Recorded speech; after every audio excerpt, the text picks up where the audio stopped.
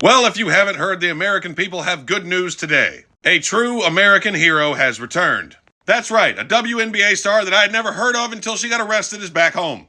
Now I could explain it, but I'm pretty sure you gathered by the sarcasm I couldn't give a fuck less about Britney Griner. If you are unfamiliar with the story, she brought cannabis into another country. But it was medicinal marijuana. Doesn't matter if you had a prescription. This isn't Doctors Without Borders, bitch. I know it seems kind of mean to me to pick on somebody for violating the laws of a sovereign nation, but she 100% broke the fucking law. Now, that may not mean much here, unless you're a Republican, of course. But in Russia, breaking the law carries a hefty penalty, like being in the gulag taking hot wangus to the throat. That's right, they promised to feed you. Who's to say it's not going to be a cock meat sandwich? And what did we have to give away for this high-profile criminal, you may ask? Oh, nothing, just a fucking terrorist. Yeah, we gave back Victor Bout, a notorious arms dealer known for selling to people that kill Americans. I can't write this fucking shit.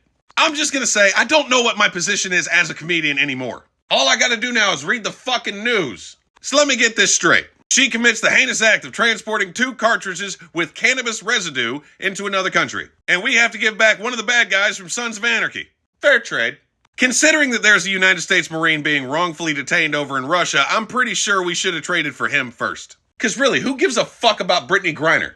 Also kind of funny that Joe Biden used the words wrongfully detained for cannabis, considering he's been locking up people for just that since the fucking 90s. You really don't have to drive far to see the irony in this. This also sets a bad precedent, by the way. Doesn't really matter how many terrorists we lock up, all they gotta do is catch somebody we don't fucking care about. And we will bend over backwards to give them back.